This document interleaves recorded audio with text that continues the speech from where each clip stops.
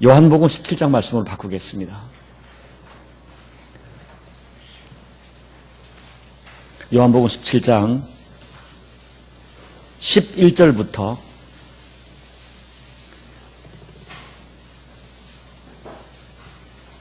죄송합니다. 15절까지 요한복음 17장 11절부터 15절 제가 읽어드리겠습니다.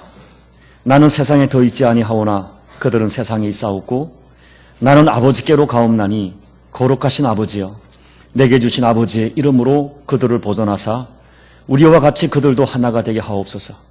내가 그들과 함께 있을 때에 내게 주신 아버지의 이름으로 그들을 보존하고 지켰나이다. 그 중에 하나도 멸망하지 않고 다만 멸망의 자식들 뿐이오니 이는 성경을 응하게 함이니이다. 지금 내가 아버지께로 가오니 내가 세상에서 이 말을 하옵는 것은 그들로 내 기쁨을 그들 안에 충만히 가지게 하려 함이니이다. 내가 아버지의 말씀을 그들에게 주어 싸움에 세상이 그들을 미워하여 싸우니 이는 내가 세상에 속하지 아니함 같이 그들도 세상에 속하지 아니함으로 인함이니이다. 내가 비옵는 것은 그들을 세상에서 데려가시기를 위함이 아니요 다만 악에 빠지지 않게 보존하시기를 위함이니이다. 아멘. 먼저 기도하겠습니다. 아버지 하나님, 하나님 말씀은 살았고 능력이 있다고 약속하셨는데 이 밤에 그 말씀이 우리에게 실제가 되게 도와주십시오. 과연 말씀이 살아있어 우리의 영과 혼과 관절과 골수를 찔 쪽에는 능력과 생명이 이 시간 우리에게 실상으로 경험되도록 은혜를 베풀어 주옵소서. 두렵고 떨리는 마음으로 무딘 입술을 버릴 때 성령께서 기름 부어주셔서 교우들의 필요한 말씀 되게 도와주시고 여기 단 한 사람이라도 이 말씀을 받을 영혼이 있다면 말씀을 받아서 말씀을 통하여 그들의 인생 속에 우리가 상상할 수 없는 생명의 역사가 전개되는 은혜를 허락받도록 축복하여 주옵소서. 살아계신 예수님의 이름으로 감사하며 소망하며 기도하옵나이다. 아멘. 제가 목회하던 이 말레이시아 교회에 정확히 10년 전에 좀 충격적인 사건이 발생했습니다. 우리 말레이시아로 유학 왔던 우리 쌍둥이 형제가 있었는데요. 주차장에서 주차를 하다가 말레이시아 현지 중국인과 실랑이가 벌어졌습니다. 이것이 싸움으로 번져서 동생이 칼에 찔리고 골프채에 머리를 맞아 중상을 입었습니다. 급히 병원으로 옮겼지만 상황이 매우 좋지 않았습니다. 서울에서 부모님들이 달려왔고 전 교회는 청년을 위하여 금식하며 간절히 기도했습니다. 이 청년의 저는 지금도 그 모습이 너무 생생합니다. 청년의 어머니가 매일매일 자식 곁에서 물 한 모금 입에 대지 않고 절규하며 기도했습니다. 그러나 우리 모두의 간절한 소원에도 불구하고 청년은 결국 열흘 만에 숨을 거두고 말았습니다. 여러분, 그 부모님, 아빠, 엄마 모두 모태신앙인입니다. 그 선대 할아버지들은 장로 가정이었습니다.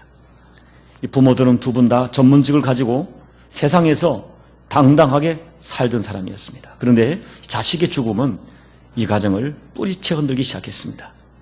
왜 믿음의 가정에 이렇게 감내하기 어려운 고통스러운 일이 생겼는가? 그들은 절규하며 하나님께 왜냐고 물었습니다. 여러분, 이 밤에 너무 슬픈 예화를 드려 죄송하지만 제가 여러분께 드리고 싶은 말은 이거예요. 저도 30년 이상 목회를 하면서 제가 확인하고 또 확인한 진실이 뭔가 하면요, 이 악한 세상에서 내가 사랑하는 것들, 그것을 지키고 보존한다는 것이 정말 쉽지 않다는 것입니다. 내 가정, 내 인생, 특히 내 자녀들, 그것을 정말 내 생각대로 아름답게 지키고 보존한다는 것, 여러분 만만하지 않습니다. 여러분, 우리에게 일어나는 모든 일들이 사단이 주는 것은 아닙니다. 그러나 분명히 이 악한 것들이, 더러운 것들이 나와 우리 가정과 우리 자녀와 우리 교회를 얼마나 흔들고 도전하는지 모릅니다. 이런 도전 앞에 과연 내 힘으로 이 소중한 것들을 내가 얼마나 지켜내고 보존할 수 있는가? 그것이 우리의 생각만큼 만만하지 않은 거예요.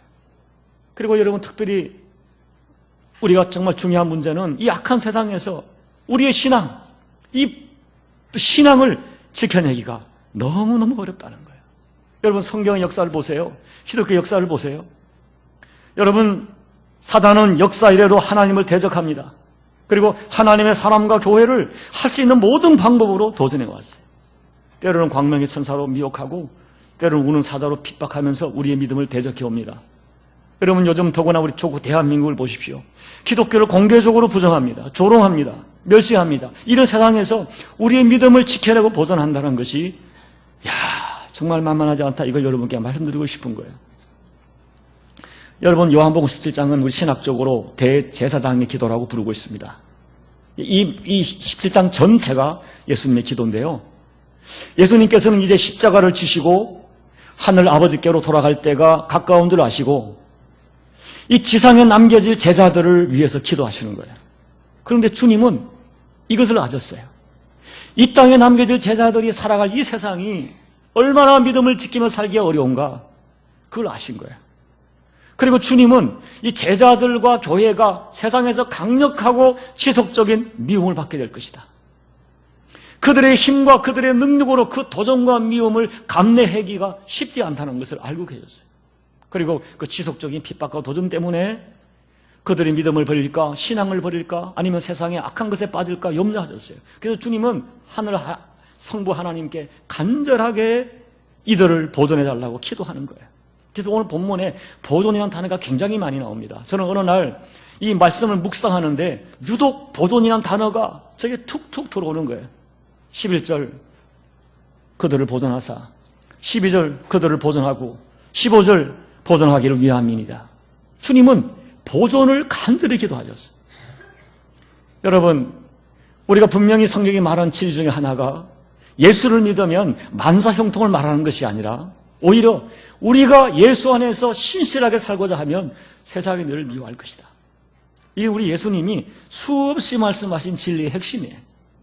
여러분 생각해 보십시오. 왜 세상이 기독교를 미워합니까? 이유가 없어요. 때로는 말도 되지 않는 이유로 미워해요. 여러분, 오늘 이 지구상에요, 지역적으로 보면 60% 이상의 지역에서 1억 명 이상의 사람들이 예수님을 믿는 믿음 때문에 구체적이고 실제적인 이 몸의 타격, 핍박, 상처, 고통, 이혼, 죽임을 당합니다. 제가 있는 말레이시아, 최근에 작년에, 여러분 말레이시아는 종교의 자유가 헌법에 보장되어 있어요. 그리고 여러분이 가시면 도대체 이것이 이슬람 국가인가 의심이 들 정도로 매우 자유롭습니다. 그러나 여러분, 작년에 4명의 현지 목회자, 중국인 목회자가 실종되는 사건이 있었어요. 소리 없이 그 4명의 특징은 전부 다 M사역, 모슬렘 사역을 하는 4명의 중국 목회자가 실종되었습니다. 지금까지 찾지를 못해요. 여러분, 왜 세상은 이럴까요? 왜 정도 이상으로 교회를 미워하고 성도를 미워하고 왜 이렇게 오랫동안 교회를 거부하고 핍박할까요? 주님은 그 이유를 오늘 본문에서 분명하게 밝혀주고 계세요. 그것이 뭡니까? 소속이 다르다는 거예요. 14절, 16절. 여러분, 우리는 세상에 속하지 않았습니다. 우리는 하나님께 속하고 우리는 예수께 소속되었습니다. 여러분, 신앙은 소속의 문제입니다.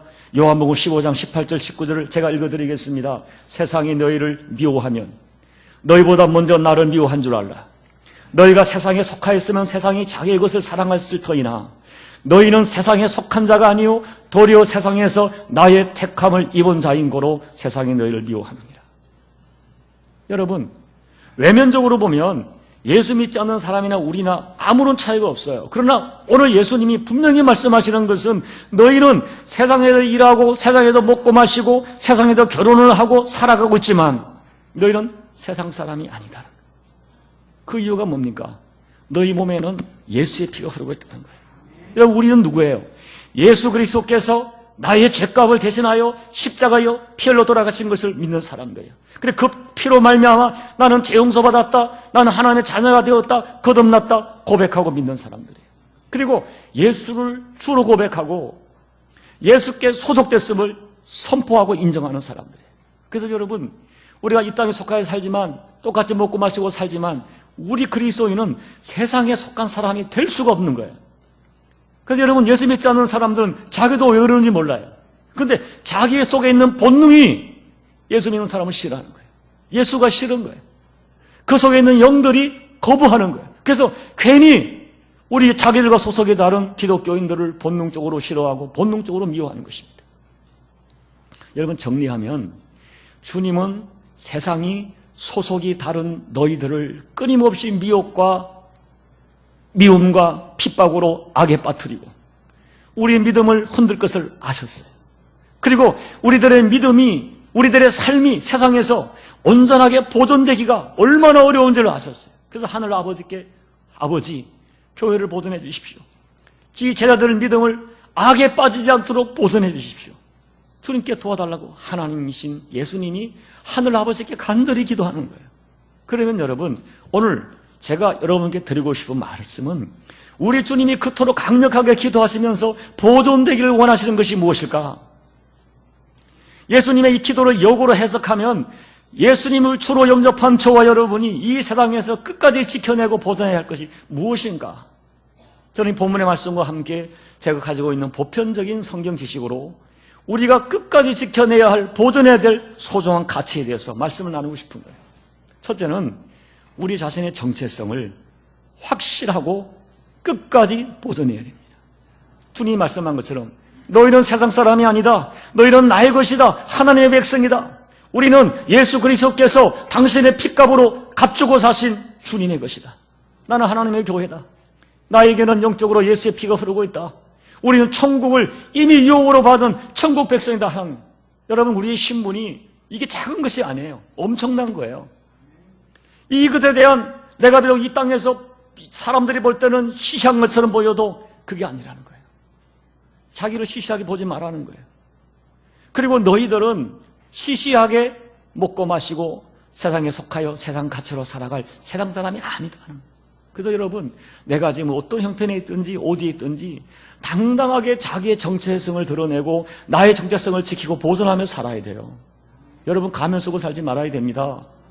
마태복음 10장 32절 주께서 말씀하기를 누구든지 사람 앞에서 나를 시인하면 나도 하늘에 계신 내 아버지 앞에서 그를 시인할 것이요 누구든지 사람 앞에서 나를 부인하면 나도 하늘에 계신 아버지 앞에서 그를 부인하리라. 다니엘서 1장을 보면요, 다니엘은 14살의 어린아이였지만 바벨론 포로로 끌려갔을 때 앞으로 나의 운명이 어떻게 전개될까를 생각하면서 그가 1장 8절에 뜻을 정했다. 그 어떤 경우도 하나님만을 섬기기로 뜻을 정한 거예요. 그리고 결정적일 때 왕이 주는 음식을 거절합니다. 그 음식과 술과 음식을 거절한 것은요, 나는 하나님의 언약의 백성이라는 정체성을 내가 목숨 걸고 지키며 살겠다는 신앙의 의지를 드러낸 거예요. 왕이 지정한 음식, 분명히 포로들에게는 과반한 음식입니다. 다른 사람은 먹지 못할, 아니 받아 먹기를 원했던 음식이지만 다니엘은 그 음식이 우상에게 절했던 음식임을 알았을 때에 이것을 먹고 마시는 것을 내가 바벨론 신에게 동화되는 것으로 해석한 거예요. 그래서 왕이 주는 음식을 거절하면 죽을 수도 있지만은 내가 어떤 희생을 치르더라도 하나님 앞에 내 정체성과 정절을 지키겠다. 눈 한번 딱 감으면 넘어갈 수 있는 상황이지만 한 잔의 술 앞에, 음식 앞에 뜻을 정하고 원칙을 정하고 그 원칙에 자기 생명을 걸었던 거예요. 여러분, 2017년 2년 전입니다. 5월 28일 이집트에서 여러분 기억하실지 모르지만 곱트 교인, 기독교인 28명이 테러로 죽임을 당합니다. 그런데 그 현장에서 생존했던 라시드 신부라고 하는 사람이 그 상황을 낱낱이 영국 크리스찬 투데이에 보도를 했어요.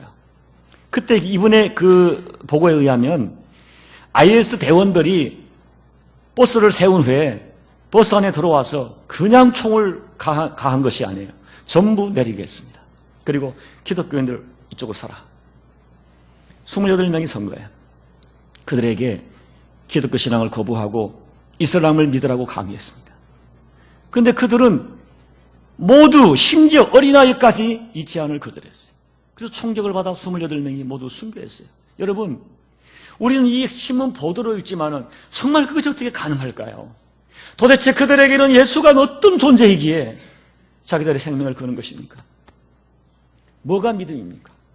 여러분, 제가 이제 소망교회 갔다가 여기 목사님과 5시에 약속했는데 중간에 여기 제가 옛날에 세종함께 부모로 있었거든요. 장로님들이 만나자고 막 연락이 왔어요.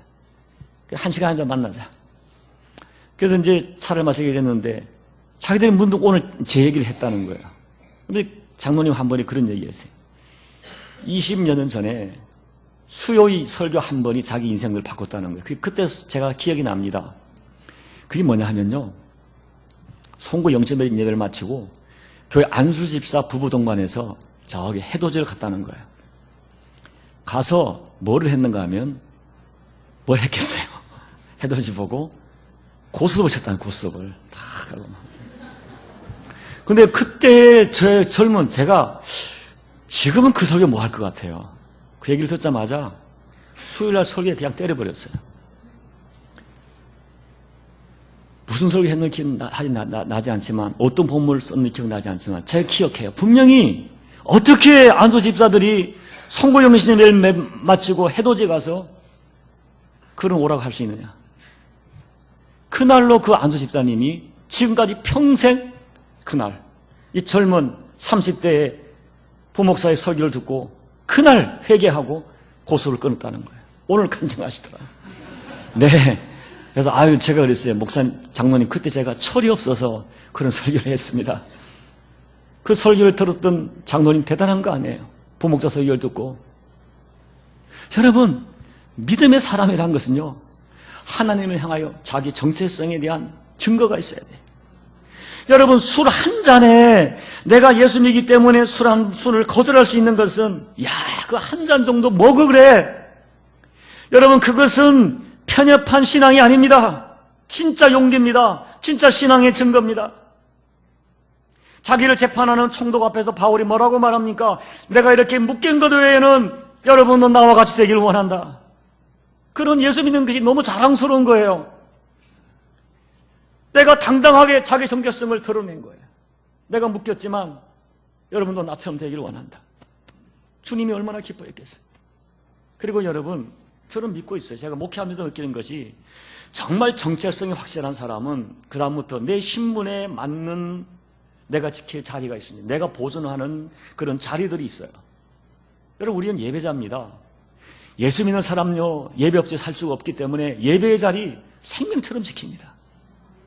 기도의 자리, 내가 지켜야 할 기도의 자리가 있습니다. 여러분, 여기는 잘 모르겠지만 제가 이 더운 말레이시아에서 지난 20년 동안 내가 제 담임 목사로서 지켜온 것이 기도의 자리인데요. 안타까운 것은 점점 기도의 자리가 비어가요.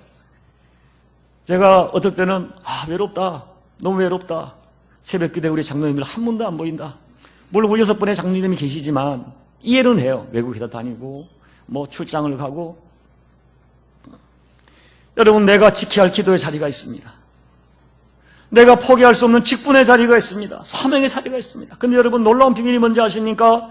내가 보존한 예배의 자리, 내가 보존한 기도의 자리와 사명의 자리가 내가 생명 걸고 지키면 그 다음부터 내가 지킨 자리가 나를 지켜요. 나를 보존해요. 내가 하나님을 향하여 어떤 원칙을 지키면 내가 지킨 원칙이 그때부터 나를 살려주고 나를 축복하는 은총의 통로가 돼요. 근데 우리는 그렇게 살지 못해요. 여러분, 우리는 세상의 속음수에 살지 말아야 됩니다. 세상의 속음수에 속지 말아야 돼요. 눈 한번 딱 감고 타협하면 여러분 속는 것입니다. 가면을 벗고 당당하게 나는 예수 믿는 사람이다. 나의 정체성을 드러내고 보존하고 신분에 합당한 결실을 내며 살아야 돼요. 둘째는 이 시대 가정을 보존해야 됩니다. 저희 교회도 마찬가지. 얼마나 많은 가정이 죽지 못해 살고 이제 이혼하고 싶은데 그렇게 할 수는 없어서 어쩔 수 없이 사는 가정이 너무 많아요. 말세의 사단이 우리 신앙을 무너뜨리기 위해서 가장 먼저 기독교인의 가정에도 무섭게 역사해요. 여러분, 우리가 눈을 부릅뜨고 정신을 차리고 가정을 지켜야 돼요. 특별히 내 남편을, 내 아내를 보존해야 되고요. 특별히 우리 자녀를, 우리 자녀가 살아가는 세상이 얼마나 무서운지, 그들이 접하는 문화가, 그들의 친구 관계가 얼마나 무서운지 우리는 몰라요. 부모가 정말 정신을 차리고 지켜야 돼요. 여러분, 제가 정말 안타까운 것은요, 정말 우리 많은 가정들이 어쩌면 지금 우리 부모 시대에서 신앙의 대가 끊어질 조짐이 너무 많이 보이는 거예요. 목사 가정 예외 아닙니다. 장로 가정, 우리 장로 가정 6분의 장로님이 있지만 위험해요. 권사님들, 집사님들, 과연 우리의 믿음이 후손에게 이어질까? 우리의 자식 때는 다음 세대가 될까? 다른 세대가 될까? 걱정이 되는 거예요. 그런데 문제는 교회 직분자들도 이 심각성을 깨닫지 못해요. 여러분 정신을 차리고 이를 악물고서라도 내 대해서 신앙이 끊기지 않도록 우리 가정을 보존해야 됩니다. 생명 걸고 내가 이 보존의 사명이다. 이거 지켜내야 된다. 믿음 하나 지켜내야 된다. 여러분 그 어떤 것보다도 이 아이들이 일로대학 가는 게 문제가 아니에요. 이것은 셋째는 교회를 보존해요. 교회를. 여러분 2년 전에 우리 교회 목사님 우리 부흥에 오셨지만 부산 화산내 교회 담임하셔서 홍민기 목사님 모시고 부흥 집회를 가졌어요. 집회를 마치고 제가 강사 목사님과 대화를 하면서 제가 조금 민망한 질문을 드렸는데 그게 뭐냐면 저는 좀 그래요. 그래서 저는 우리 교회가 되게 좋은 교회인 줄 알고 있어요. 혼자. 그래서 그 강사 목사님한테 목사님은 세계를 다 다니셨는데 우리 KL중앙교회 영적 수준이 어느 정도인지 한번 진단해 주세요. 농담 반 진담 반 드렸는데 그때 강사 목사님이 조금도 망설이지 않고 이렇게 말했어요. KL중앙교회는 좋은 교회 정도가 아니라 정말 좋은 교회다. 근데 그 다음 바로 이어서 그런데 목사님 같은 교회 순식간에 무너지는 경우 수없이 보았습니다. 여러분 지금 이제 물론 중국이 이제 사드 그것도 있고 시진핑의 종교적인 성향도 있지만 여러분 지금 중국 교회가 무지무지하게 무너집니다. 북경에 있는 21세기 교회가 불과 5년 전까지 2,000명이 모였지만 지금 4,500명이 되지 않습니다. 청도 한인교회가 5년 만에 2,000명 교인이 지금 300명 손으로 무너졌어요. 여러분 제가 있는 옆 교회 싱가포르 한인교회 조금 최근에 안정됐지만 수년 동안 인도에서 가장 큰 한인교회 제 아는 지인이 목회하고 있죠. 필리핀 마닐라에서 가장 큰 한인교회 교회들이 갈등하고 있습니다. 근데 그렇게 어려움을 겪는 그 중심에는 항상 보면 담임 목사가 있어요. 여러분 이거예요.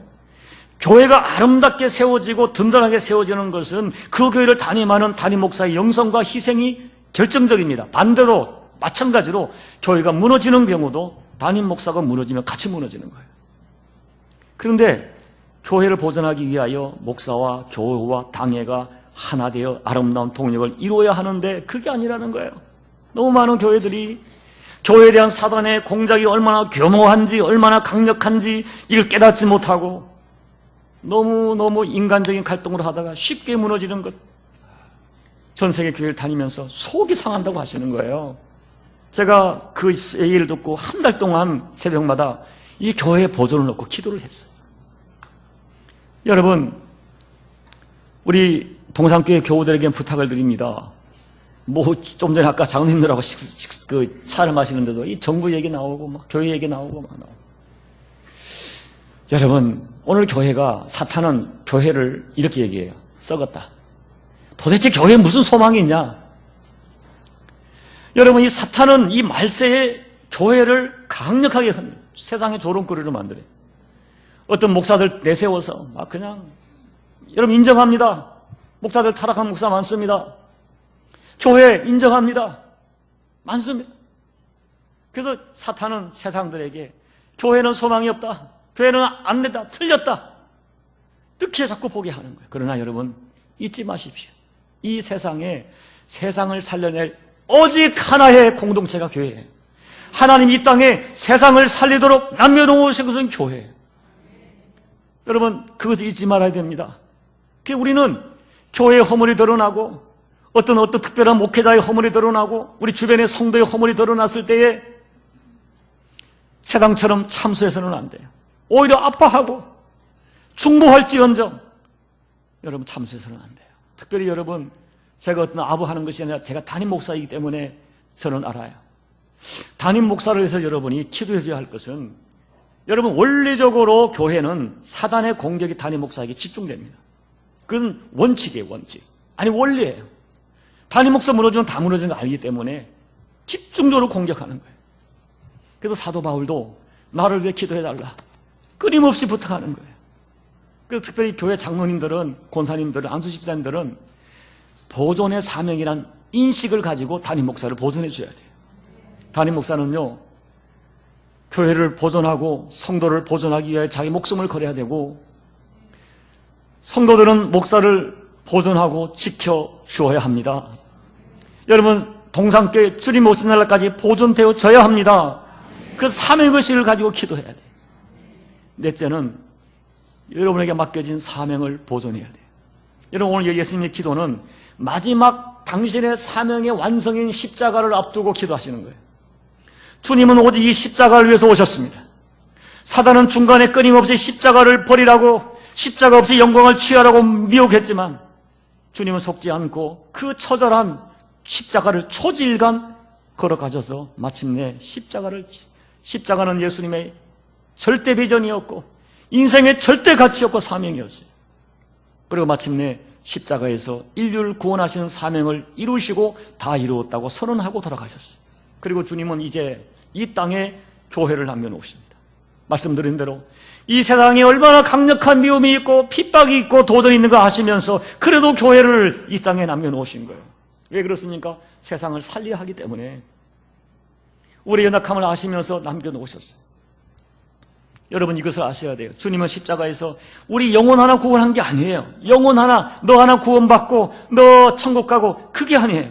우리의 남은 인생 전체를, 우리의 인생이 복된 인생이 되고 우리 인생이 가치 있는 인생이 되도록 우리를 구원하셨는데, 이를 왜 우리에게 주신 것이 사명이에요. 여러분, 직분과 사명이란 것은 무거운 짐이 아닙니다. 그것은 내 인생을 복되게 하고 내 인생을 가치 있게 하려고 주님이 내게 준 선물이에요. 네.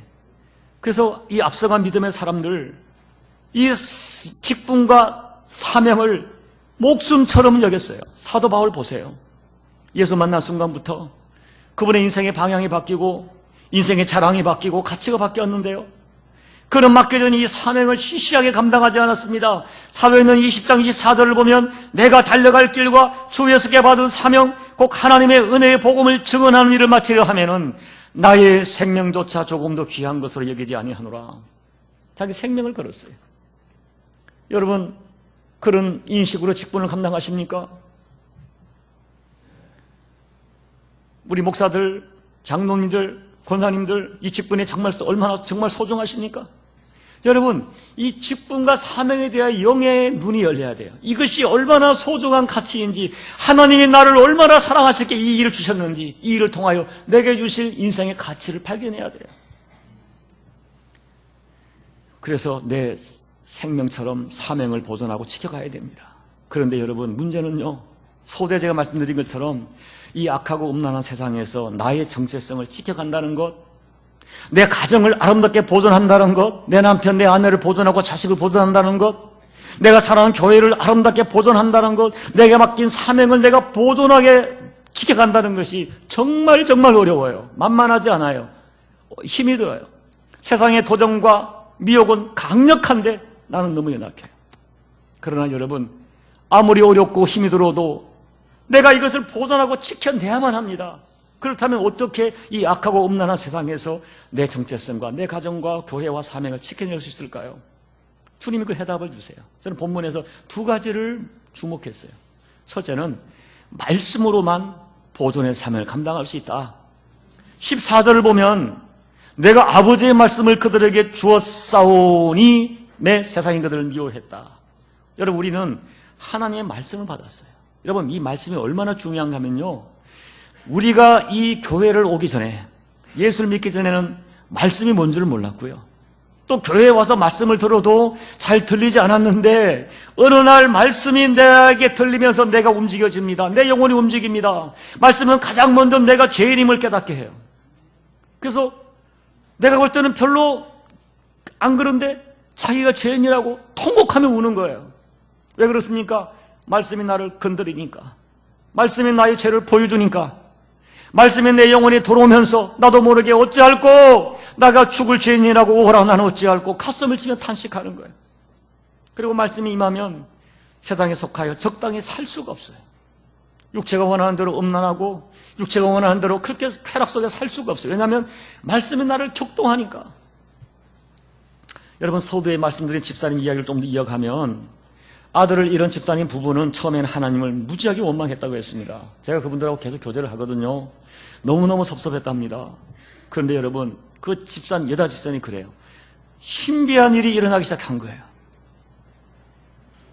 그분은 그분들은 주일 성소를 어겨본 적이 없습니다. 그런데 평상시 들리지 않던 하나님의 말씀이 가장 고통스럽고 처절한 환경 가운데 그들에게 들려지는데 귀로 들리는 것이 아니라 가슴으로 들려진다는 거예요.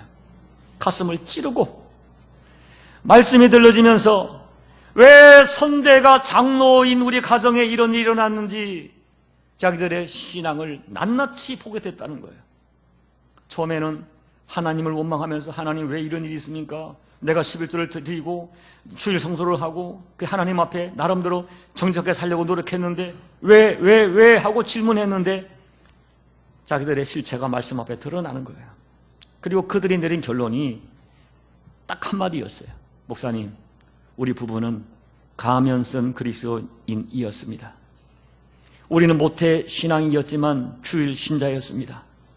전문 직업을 가지고 세상에서 폼나게 살았고 부족함 없이 세상을 즐기며 살았지만 하나님과 교회에는 의무였고 인색했습니다. 하나님을 믿고 예수를 믿었지만은 세상에서 나의 정체성을 분명히 드러내며 보존하며 살지 못했습니다. 그 어머니 된 집사님이 어느 날 저에게 톡을 보냈어요. 목사님, 저는 가면선 그리스도인입니다. 아들의 죽음을 통하여 말씀을 통하여 이것을 깨달았습니다. 가면 속에 존재하는 내 모습이 얼마나 정욕적이고 세상적이고 이기적이고 부정적인지 모릅니다. 그런데 목사님, 더 안타까운 것은 이 가면을 벗어 던져야 할 것 같은데 용기가 나지 않습니다. 잃어버릴 것이 너무나 두렵습니다. 너무나 버겁습니다. 이런 저를 주님이 용서해 주실까요? 하는 메시지를 보냈어요. 그리고 여러분, 감사한 것은 얼마 후에 그 부부가 결국 말씀을 따라 살기를 결정했어요. 그래서 남편이 모태신앙인 남편이 50세가 넘어서 55세인가에 안수집사가 되었고요. 부인 모태신앙 50세가 넘어서 첫 구역장을 한 거예요.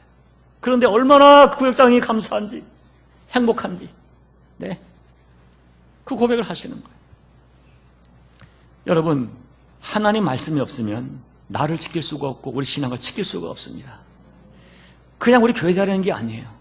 내가 말씀을 듣지 않으면 우리는 정욕적이고 세속적으로 살 수밖에 없습니다. 그래서 모세는 가나안 땅에 들어가는 그 이스라엘 백성들에게 신명기 4장에서 말씀하기를 말씀만이 우리가 살 길이다. 말씀이 우리 인생을 살려내는 지혜와 지식이라고 선포합니다. 그 피를 토하는 심령으로 가나안 땅에 들어가면 말씀을 따라 살아야 된다고 그렇게 설교하는 거예요. 여러분, 어떤 사람이 복된 사람인 줄 아십니까? 말씀이 가슴으로 들려, 특히 결정적인 순간에, 어떤 순간에 하나님의 말씀이 생각나는 사람, 그리고 그 말씀을 용기 있게 선택하는 사람, 그 사람이 복된 사람이에요. 베드로를 보십시오. 다른 사람은 다 예수를 부인해도 나는 아닙니다, 나는 다릅니다 했던 그가 예수님을 3번 부인하죠.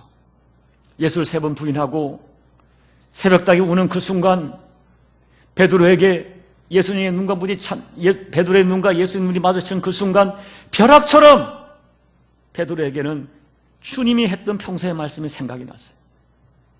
그래서 그 말씀을 붙들고 밖에 나가 통곡하며 울었어요. 그날 베드로가 붙들고 울었던 그 말씀이 베드로를 살려냈어요.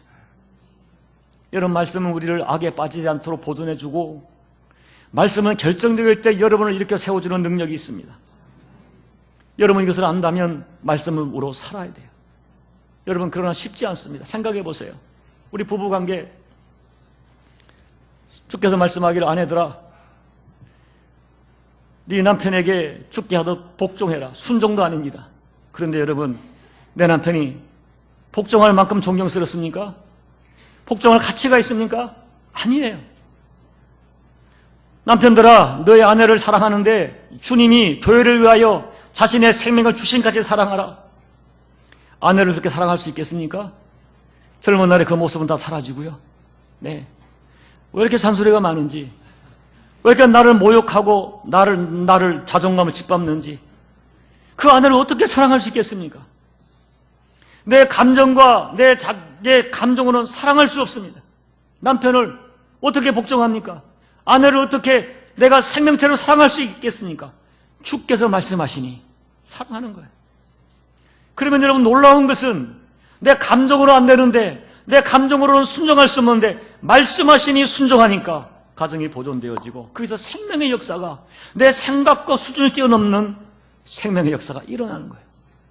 말씀을 의지하고 말씀이 주는 감동을 외면치 않고 살아갈 때 그때부터 말씀이 나를 보존하고 말씀이 우리 부부관계를 보존하고 말씀 우리 가정을 살려내고 보존하는 거예요. 이것이 말씀의 보존의 능력입니다. 그래서 우리 말씀으로 나와 가정과 교회를 보존하는 거예요. 두 번째가 뭡니까? 강력한 기도로만이 나를 보존하고 가정과 교회와 사명을 보존할 수 있습니다. 여러분, 단순하게 생각해 보세요. 하나님이신 예수님께서도 요한복음 17장 전체 이 긴 기도를 하셨어요. 하나님이신 예수님께서 이와 같이 기도했다면, 보존해달라고 보존달라고 기도했다면 우리가 어떻게 기도하지 않고 내 인생을 보존할 수 있겠어요? 여러분, 세상을 만만하게 보지 마시기 바랍니다. 여러분 아시잖아요. 우리가 얼마나 자주 넘어집니까? 알면서 넘어지지 않습니까? 내가 지켜야 할 자리를 우리가 얼마나 자주 지키지 못하고 넘어집니까? 사람들이 안다면 우리 이 자리에 설 수 없는 그런 기록들이 많이 있잖아요. 가슴을 치고 후회하면서도 내가 지켜야 할 신앙의 정체성과 내가 지켜야 할 자리를 보존하지 못했습니다. 정말 우리 힘으로 안 됩니다. 결심해도 안 됩니다. 알면서도 안 됩니다. 하나님이 도와주셔야 돼요. 성령께서 도와주셔야 돼요. 그래서 기도해야 되는 거예요. 강력한 기도가 나를 지키고 내 가정과 자녀를 보존하는 능력이에요. 교회 기도의 불이 꺼져서는 안 됩니다. 여러분, 기도란 것은 구체적으로 내가 지켜야 할 자리가 있어야 돼요. 그게 생각으로 말로 하는 게 아니에요. 구체적인 자리가 있어야 되고 구체적인 시간이 있어야 되고 내 기도의 양이 있어야 돼요. 저는 주변에 통해서 많이 그런 간증을 듣습니다. 어떤 어머님이, 어떤 목사님이 그런 얘기를 하세요. 한국 유명한 목사님이신데요. 자기 목사 임재 갈 때 어머니 오셔서 하는 말이, 얘야, 엄마의 눈물의 양이 차니까 네가 돌아오더구나. 그 말을 잊을 수가 없다는 거예요. 여러분, 강력한 기도로만이 나를 보존하고 나의 가정, 부부관계, 내 자녀를 보존할 수 있다니까요. 교회를 보존하고 내게 맡긴 사명을 보존하는 가장 강력한 방법이 기도예요. 여러분, 기도를 보존하십시오. 이제 말씀을 마칩니다. 지난 우리 수요일 날 10월 9일이 한글날인가요?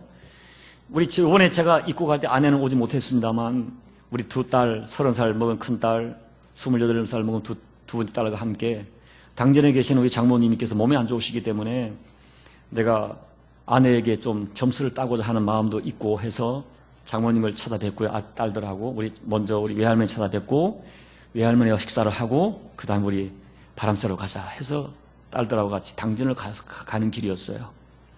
제가 말레이시아에서 작심하고 온 6월에 만나면 딸들하고 꼭 이야기를 하리라 하고 있었기 때문에 차 안에서, 얘들아, 아빠가 니들한테 정말 묻고 싶은 말이 있어. 한번 아빠랑 같이 대화 좀 해볼래? 했더니 아우 긴장되는데 무슨 얘기야? 하고 시집 얘기 같은 거 하지 마 하고 얘기하는 거예요. 제가 얘기했어요. 얘들아, 그럼 아빠가 묻는다. 너희들에게 예수는 어떤 분이시니? 물었어요. 너희들에게 예수는 어떤 분이시니? 어떤 의미가 있니? 그 이야기가 진전되다가 구원의 문제까지 이른 거예요. 그래서 너희들의 행위로 구원받지 못하고 오직 예수님의 십자가, 하나님 약속하신 말씀으로 증언하신 예수님의 십자가 보혈만이 너희들을 구원한다 하는 이야기를 하였고요. 제가 결론적으로 말씀드렸어요. 얘야, 아빠는 목사로서 너희들에게 잘해주지 못했어. 너희 외국에 공부할 때 너희에게 한 번도 내 아빠가 너희들에게 이렇게 가외도 시키지 못했지만 너희가 잘 자라줘서 너무나 고마워. 근데 너희 두 가지 부탁한다. 어디를 가나 너희가 하나님의 자녀라는 그 정체성, 그리고 너희가 목사의 딸이라고 하는 이것을 좀 지켜주겠니? 라고 부탁을 드렸어요. 사랑하는 여러분, 이제 말씀을 마칩니다. 정말 우리가 예수를 믿어도 정신을 차리고 믿어야 되고요. 정말로 내가 나를 보존하고 있는가? 내 가정을 내가 아내로서 남편을 보존해 주고 싶게 있는가? 내가 남편으로서 아내를 보존하고 있는가? 이 교회에 나는 보존자로 있는가? 교회를 허무는 여우로 있는가? 생각하셔야 되고요. 내게 맡긴 직분을 내가 정말 보존하고 있는가? 여러분, 세상에서 가면 쓰고 살지 마십시오. 잠깐 즐기자고 그렇게 살지 마시고요. 네, 가면 쓰고 살아서는 안 됩니다. 여러분 정체성을 정직하게 보존해야 돼요. 다시 말합니다. 그리고 그 정체성에 합당한 예배의 자리 보존해야 되고요, 기도의 자리 보존해야 되고요, 내가 목사로서 장로로서 권사로서 집사로서 마땅히 지켜야 할 사명의 자리를 보존해야 돼요. 특별히 여러분의, 다시 말합니다, 남편 살려내야 돼요. 아내 살려내야 돼요. 여러분 지난 주가 제가 말레이시아에서 참 불교신자였던 그 여인을, 그 집사님을 우리 교회 전도대에 왔는데 12년 만에 우리 교회를 떠났어요. 근데 불교신자였던 그가 정말 예수 믿고 거듭나고 제자반 양육반 거치고 구역장이 되고 여전도 회장이 되고 그 다음에 유년부 부장을 하고, 그리고 교회를 떠나기 한 달 전에 그 남편이 세례받은 거예요. 그날 얼마나 울었는지 남편이, 부인은 안 우는데 남편이, 그것도 세례받는 날이 아닌데 특별 세례를 제가 베풀었어요. 귀국하기 전에 목사님께 세례받고 싶다. 세례받은 거예요. 얼마나 보람이 있는지. 집사님, 당신은 남편을 살려낸 정말 진짜 아내입니다. 축복해 주었어요. 여러분의 자녀들, 여러분 살려내셔야 돼요. 보존해야 돼요. 그냥 둬서는 안 됩니다. 내 힘으로 안 되니까 여러분 기도하셔야 돼요. 그래서 여러분 보존 사명입니다. 이 사명을 통하여 하나님께 영광 돌리고 여러분 자신과 가정과 자녀와 교회를 영광스럽게 보존하는 복된 사명적 인생을 살아내시기를 예수님 이름으로 축복합니다. 기도드리겠습니다. 우리 함께 한번 잠깐 통성기도 할까요? 말씀을 생각하면서. 여러분, 내가 보존할 것이 있습니다. 지켜내야 됩니다. 정말 지켜내야 됩니다. 우리에겐 힘이 없습니다. 이제 넋을 잃고 살아갈 수 없습니다. 그냥 교회 자리만 채우다 갈 수가 없습니다. 분명한 의식을 가지고 내가 지켜낼 것이 무엇인가. 오늘 말씀 생각합니다. 함께 통성으로 기도하겠습니다. 아버지 하나님 고맙고 감사합니다. 아버지 감사합니다. 아버지 도와주십시오. 아버지 말씀해 주십시오. 아버지 우리에게 은혜를 베풀어 주십시오. 정말 우리가 어떻게 해야 될지를 깨닫게 도와주십시오. 하나님, 마음의 생각은 있어 생각대로 살지 못합니다. 나 하나 지킬 수가 없습니다. 주여 도와주십시오. 아버지 우리에게 은혜를 베풀어 주십시오. 아버지 허무하게 살지 않게 도와주십시오. 이렇게 맹목하게 예수 믿지 않게 도와주시고 정신을 차리고 내가 마땅히 보존할 것, 내가 마땅히 지키는 생각하며 살아가는 저희가 되게 도와주십시오. 아버지, 성령마다만 맡아가는 자들이 아니라 정말 나에게 어떤 사람인지 생각하면서 나를 지키고 내 가정을 지키고 보존하는 사명자를 살게 도와주시고 교회를 보존한 자가 되어질 때 아버지를 베풀어 주셔서 내가 지켜온 것대로 보존한 것을 경험하는 저희가 될 수 있도록 아버지 도와줄 줄로 믿습니다. 아버지를 베풀어 주십시오. 이런 사명으로 살게 도와주십시오. 이 은혜가 우리에게 너무나 절실하오니 아버지 은혜 베풀어 주십시오. 아버지 하나님, 주님 은혜 베풀어 주십시오. 주님, 주여 은혜 베풀어 주십시오. 아버지 은혜 베풀어 주십시오.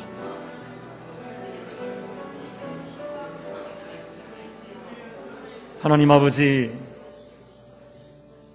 제가 목사인데 장로인데 권사인데 집사인데 우리가 얼마나 허무하게 사는지 내가 잘 알고 있습니다.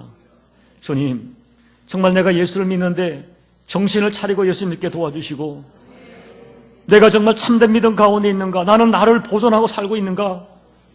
나는 아내로서 내 남편을 보존하고 있는가? 남편으로서 아내를 살려내고 있는가? 내 자식들을 보존하는 아비인가 어미인가? 내가 하나님의 사람으로서 이 교회를 보존하고 있는가? 아버지 자신에게 정직하게 묻고 오늘 하나님 주님께서 이해가 타도록 요한복음 17장 전체를 통하여 우리를 보존해달라고 기도하시는 주님의 마음을 가지고 보존의 사명을 가지고 나를 보존하고 내 가정을 보존하고 교회를 보존하고 사명을 보존하다가 내가 보존한 그것들이 나를 어떻게 보존하는가를 실상으로 경험하는 동산교회 교우들 꼭 될 수 있도록 은혜 베풀어 주시옵소서. 예수님 이름으로 간절히 소망하고 축복하며 기도하옵나이다. 아멘.